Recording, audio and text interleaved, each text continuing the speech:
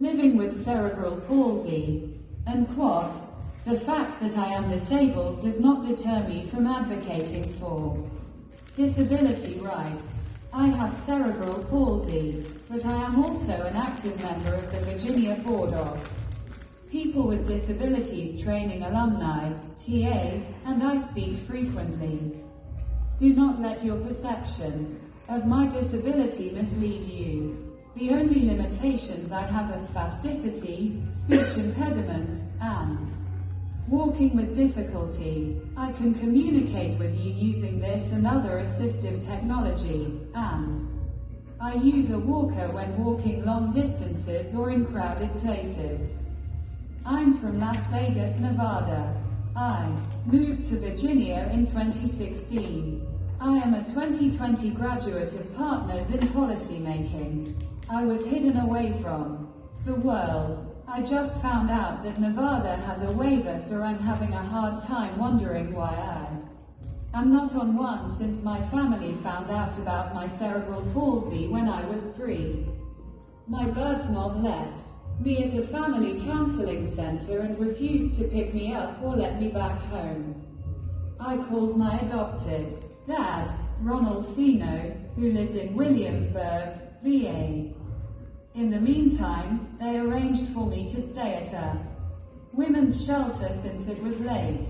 The women's shelter offered me an airplane ticket, and the Finos were okay with me coming to live with them, so it was a last-minute decision, but it was the best one I've made. I would not recommend this to other disabled people who want to relocate. Yet I would say this: plan far in advance, if possible, of where you're going, who will provide care, whether they are safe, and what is necessary to make that happen. Contact your local ADA or ARC office for help with resources. Facebook has been difficult for me. Readers and parents of disabled children don't believe me and block me. On the other hand, some people pity me and try to cheer me up. Dealing with neglectful people on social media triggers severe anxiety and complex post-traumatic stress disorder, CPTSD. Throughout my advocacy work, I've encountered a great deal of jealousy from other advocates, which has hindered our ability to collaborate effectively. Over time, this situation has saddened me deeply. It is important to remember that advocacy is not a competition or a beauty pageant. Its goal is to bring about positive change. Writing was a source of comfort for me during a lonely time. I wrote many short stories, ideas, and plots, and I owe my love for writing to my 7th grade teacher, Ms. Santana, who encouraged me from a young age. Writing became my passion because I had difficulty speaking, and I found solace in jotting down story ideas and plot lines as I grew up.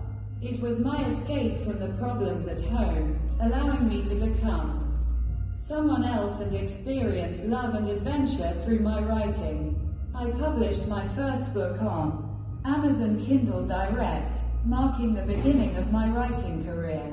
I have written several books, including 2 biographies, and quote, A Lifetime Fight, Living with Cerebral Palsy, a Christian biography, and quote, and unquote, A Girl I Used to Recall, a biography, uncut explicit edition, unquote, which essentially tell the same story but are presented to different audiences.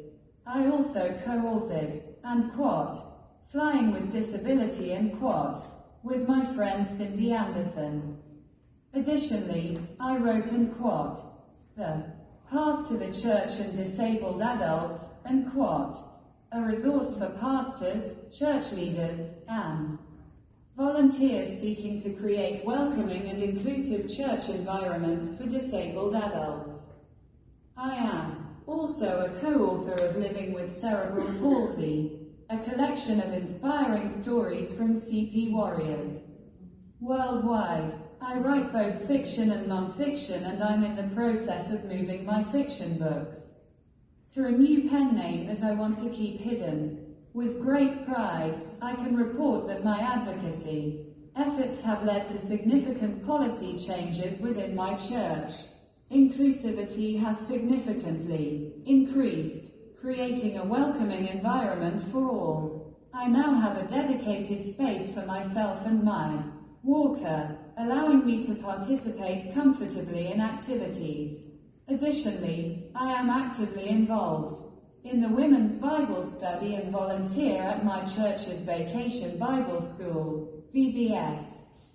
The genuine joy I've experienced as a result of these accommodations is truly priceless.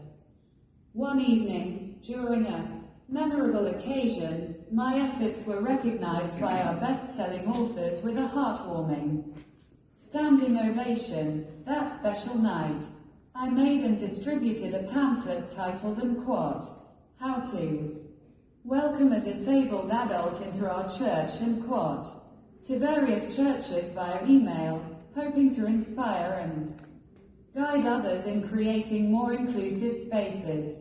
I believe that through my advocacy, I have made a positive impact on my church and beyond, empowering others to embrace disability inclusion. I also advocate for myself in my community and advocate for a stronger support network, and I have been successful in this as well. Thank you for listening to my speech, esteemed members of the audience. I stand before you today with a heart filled with gratitude. Your presence, your kind attention, and your willingness to listen to my speech have made this experience truly special. From the bottom of my heart, I thank you. I am grateful for the opportunity to have shared this moment with you and for making this speech a meaningful and memorable experience. I am deeply indebted to each and every one of you.